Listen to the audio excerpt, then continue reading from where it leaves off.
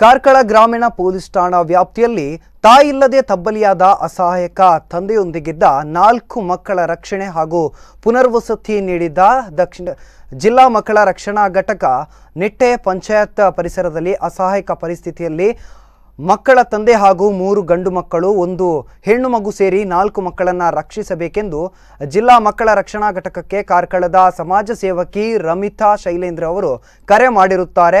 ತಕ್ಷಣ ಜಿಲ್ಲಾ ಮಕ್ಕಳ ರಕ್ಷಣಾ ಘಟಕ ತಾಯಿಯಿಲ್ಲದ ಮಕ್ಕಳನ್ನು ರಕ್ಷಿಸಲು ಮುಂದಾಗಿದ್ದು ಹರಕಲು ಸ್ಥಿತಿಯಲ್ಲಿದ್ದ ಮನೆಗೆ ಭೇಟಿ ನೀಡಲಾಯಿತು. 4 ಮಕ್ಕಳ ತಂದೆಯ ಅನಾರೋಗ್ಯ ಹಾಗೂ ಮಕ್ಕಳ ಸ್ಥಿತಿ ನೋಡಿ ತಕ್ಷಣ ಇಲಾಖೆ 4 ಮಕ್ಕಳಿಗೆ ಪುನರ್ವಸತಿ ಕಲ್ಪಿಸಿತು.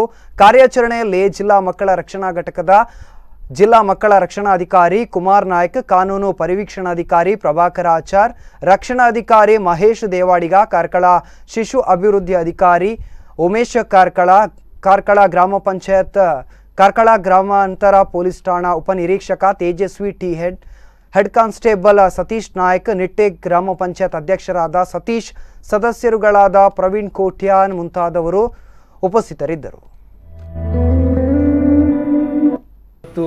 ನಮ್ಮ ಕಾರ್ಕಳ ತಾಲೂಕಿನ ಏನು ನಿಟ್ಟೆಯ ಒಂದು ಗ್ರಾಮ ಪಂಚಾಯತ್ ವ್ಯಾಪ್ತಿಯಲ್ಲಿ ಒಂದು 4 ಮಕ್ಕಳು ಅಸಹಾಯಕ ಸ್ಥಿತಿಯಲ್ಲಿ ಇದ್ದಾರೆ ಅನ್ನುವಂಥ ವಿಚಾರವನ್ನು ನಮ್ಮ ಜಿಲ್ಲಾ ಮಕ್ಕಳ ರಕ್ಷಣಾ ಘಟಕಕ್ಕೆ ರಮಿತಾ ಶೈಲೇಂದ್ರ ಅನ್ನುವಂಥ ಒಬ್ಬರು ಸಮಾಜ ಕಾರ್ಯಕರ್ತೆಯವರು ನಮಗೆ ಕರೆ ಮಾಡಿ ತಿಳಿಸ್ತಾರೆ. ಹಾಗೆಯೇ ನಾವು ಇವತ್ತು ಜಿಲ್ಲಾ ಮಕ್ಕಳ ರಕ್ಷಣಾ ಘಟಕ ಹಾಗೂ ಕಾರ್ಕಳ ಗ್ರಾಮಾಂತರ ಪೊಲೀಸ್ ಠಾಣೆಯ ನಿರೀಕ್ಷಕರು ಹಾಗೆಯೇ ಶಿಶು ಅಭಿವೃದ್ಧಿ ಯೋಜನಾಧಿಕಾರಿಗಳು ಕಾರ್ಕಳ ಇವರೆಲ್ಲ ಸೇರಿಬಿಟ್ಟು ನಾವು ಇವತ್ತೊಂದು ಅವರ ಮನೆಗೆ ಭೇಟಿ ನೀಡ್ತೇವೆ.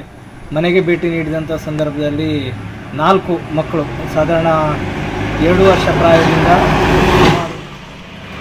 7 ವರ್ಷ ಪ್ರಾಯದೊಳಗಿನ ಮಕ್ಕಳು, 1 ಹೆಣ್ಣು ಮಗು ಹಾಗೂ 3 ಗಂಡು ಮಕ್ಕಳು ಇರ್ತಾರೆ.